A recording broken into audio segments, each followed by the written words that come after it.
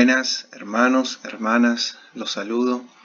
Este video es el resultado del curso de homilética básica y vamos a conversar sobre la arquitectura del bosquejo, entendiendo que es importante armar un plan para poder predicar de una manera eficaz.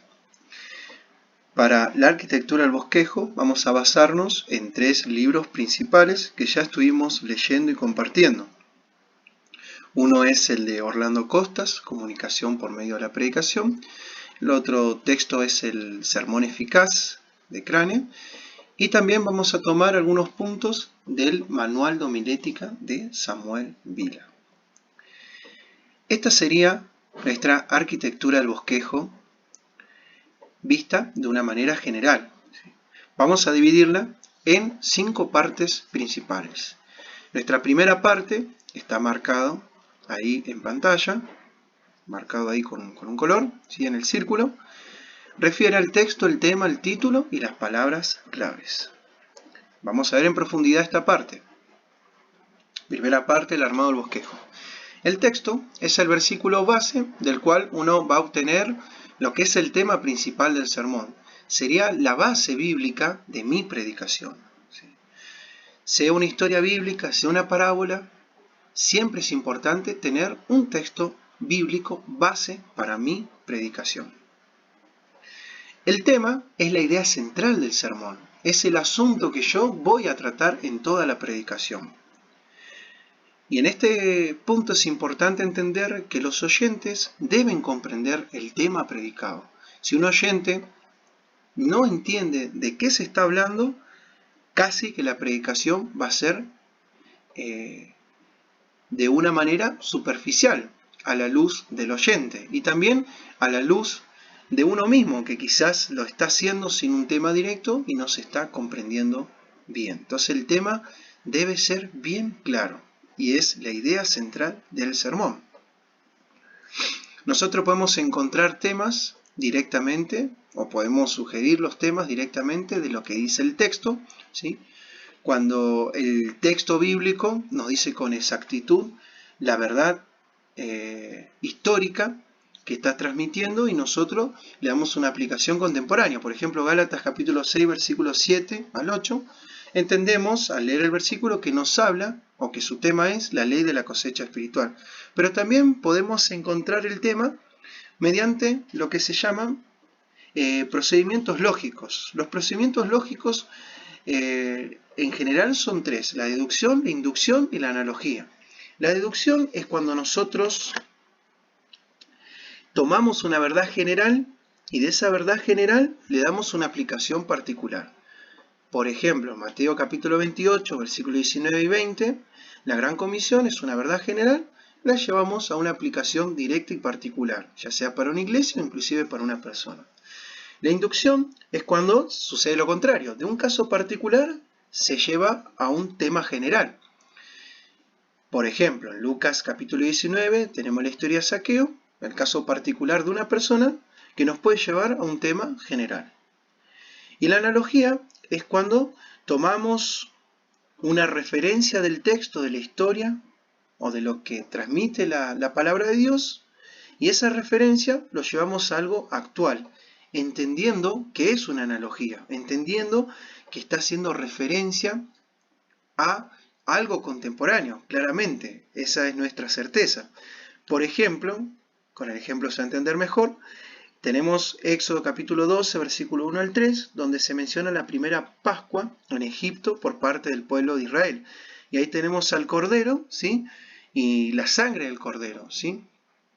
Ahora, nosotros, yendo al Nuevo Testamento, entendemos que eso es una alegoría, o se podría aplicar como una alegoría de Jesucristo, formando Jesucristo, o siendo Jesucristo, el Cordero de Dios, que quita el pecado del mundo, quien va a marcar el nuevo pacto, ¿no? Esto se puede profundizar más con Crane, él claramente lo explica mejor que yo, así que si alguien quiere profundizar en esto, puede acercarse al texto. Después tenemos el título es simplemente el nombre que se le da al sermón, su encabezamiento es la puerta a la predicación, debe ser llamativo y debe provocar que las personas que están escuchando sean llamadas a dar atención.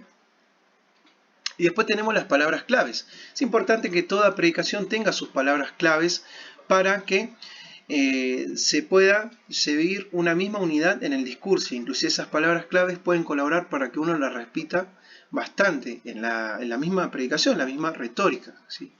Las palabras claves son las palabras enfáticas de la predicación. Si el texto me está diciendo cierta verdad bíblica, en esas palabras claves va a aparecer una palabra clave que refiere a esa verdad bíblica, ¿sí? Y ayudan a establecer un común en el discurso. Esta es la primera parte. Vayamos a la segunda parte de la arquitectura del bosquejo, donde tenemos el propósito general, el propósito específico y la proposición. Segunda parte, propósito general. El propósito general nos habla de la necesidad espiritual de las personas. Y hay dos necesidades espirituales en todo el mundo, las dos necesidades espirituales más grandes. La necesidad espiritual de las personas que necesitan conocer a Cristo, arrepentirse y creer en el Señor Jesucristo, y la necesidad espiritual de aquellos que son cristianos y necesitan ser edificados. Sin embargo, podemos, aparte de estas dos grandes necesidades o de estos dos grandes propósitos generales, podríamos mencionar otros o ser un poquito más directo y mencionar 6 como hace Crane. Está el propósito evangelístico, que refiere a la necesidad espiritual de aquellas personas que sin Cristo están en camino a condenación. Está el propósito doctrinal, que refiere a la necesidad espiritual de edificar a la iglesia y a los creyentes que están escuchando la predicación. El propósito de devoción, que uno procura que las personas que escuchen amen a Dios. El propósito de consagración, que uno procura que el oyente pueda entregar su vida a Dios y consagrarse a Él completamente. El propósito ético-moral, que uno transmite una enseñanza moral cristiana para que el oyente pueda aplicar esa enseñanza.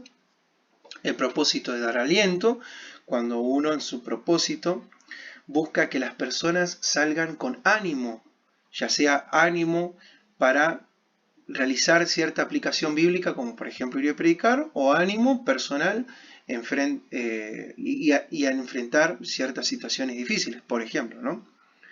Estos son los propósitos generales. Siempre tenemos que anotar en nuestra arquitectura del bosquejo cuál es el propósito general. Y después está el propósito específico, que es la aplicación particular del propósito general, ¿sí?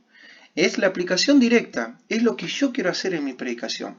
Imagínense en que yo voy a hablar de Juan 3:16 y mi propósito general es evangelístico. En el propósito específico tengo que aclarar qué es lo que quiero hacer con ese versículo y si yo quiero evangelizar, ¿a qué voy a apuntar directamente? Uno podría decir, bueno, Jesucristo. Pero pensemos que en la evangelización muchas veces uno tiene que siempre hablar de arrepentimiento y de creer, pero de acuerdo al versículo uno puede quizás hacer más énfasis en la cruz de Cristo, más énfasis en la vida de Cristo, más énfasis en el amor de Dios, más énfasis inclusive en otros temas teológicos que nos ayudan a evangelizar, ¿no? Entonces eso es el propósito específico. Y después está la proposición. La proposición es una declaración de lo que el texto propone y una aplicación. El texto me está proponiendo que yo debo hacer tal cosa. Por lo tanto, hoy vamos a hacer lo siguiente. Hoy tenemos que empezar como cristianos a hacer lo siguiente. Eso es una proposición. Es lo que el texto te está proponiendo y es la aplicación actual que yo voy a hacer al texto. Si el texto me está sugiriendo que yo vaya y predique el Evangelio, entonces mi ánimo mediante esta predicación es que todos obedezcamos a la gran comisión, por dar un ejemplo, ¿no? Por eso las proposiciones siempre se escriben de esta manera. El texto me sugiere tal cosa, por lo tanto debemos, o el versículo dice esto, por eso yo debo, ¿no? Esas son las proposiciones. Vayamos al tercer punto, oración de transición, interrogante sermonaria. En esta tercera parte del armado del bosquejo es importante entender que es un puente en lo que es la primera y segunda parte y el cuerpo. La tercera parte del armado del bosquejo es un puente. Tanto la oración o la interrogante nos ayudan a unir. ¿Unir qué? Unimos la introducción con el cuerpo. Unimos toda la primera parte y segunda parte con el cuerpo. Para ello tenemos la oración de transición, que simplemente es un puente retórico, es una oración que va a sugerirnos que vayamos al cuerpo de la predicación, y tenemos la interrogante sermonaria, ¿no? Puede acompañar y puede ser que en esta tercera parte del armado del bosquejo tengamos una oración de transición y también una interrogante sermonaria, pero se sugiere que uno pueda escoger como predicador uno nomás, ¿sí? Que elija o una oración de transición o una interrogante sermonaria. La interrogante sermonaria nuevamente funciona como un puente entre lo que es el tema, la primera y segunda parte o la introducción, y lo que es el cuerpo. Y por lo general la interrogante sermonaria le va a preguntar algo al tema o al versículo.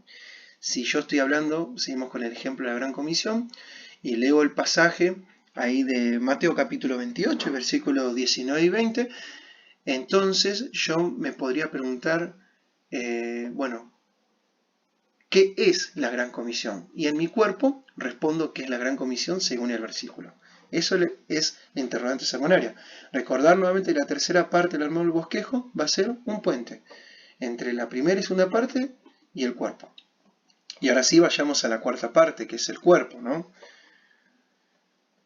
En esta cuarta parte, que es del armado del bosquejo, que es el cuerpo, tenemos que entender que en este cuerpo siempre vamos a tener puntos posibles de desarrollar. Puede ser que en la arquitectura armemos puntos que después cuando escribamos nuestro sermón, antes de predicarlo, escribamos con diferentes nombres. Pero estos son nuestros puntos posibles o nuestros puntos principales de desarrollar. Tenemos dos tipos posibles de desarrollo en un cuerpo. El desarrollo textual analítico, cuando uno toma el versículo y simplemente va dividiendo el versículo, y ese es el cuerpo, siempre de acuerdo al tema. O el desarrollo textual sintético, cuando no respeta el orden del versículo, pero sí respeta la verdad del versículo, obviamente, ¿no? Ahora, esta frase que tenemos en pantalla nos está diciendo que el cuerpo debe fomentar la unidad y que el cuerpo debe fomentar el tema principal. Yo con el cuerpo voy a tratar de siempre hablar del tema principal de la predicación. Y quizás fue un tanto débil al decir voy a tratar. Uno tiene que hablar en su cuerpo del tema principal de la predicación. Casi que el cuerpo es una división del tema, pero no una división del tema en el sentido de que uno va a hablar diferentes temas, sino que uno divide el tema para que se pueda entender de buena manera, ¿no? Por eso un buen plano homilético se va a caracterizar por el hecho de que todas las divisiones tengan la misma clase de relación con el tema del sermón. Nos ayuda el discurso, nos ayuda a que tengamos un plan. Por eso es importante que el cuerpo siempre haga referencia al tema y tenga una misma unidad.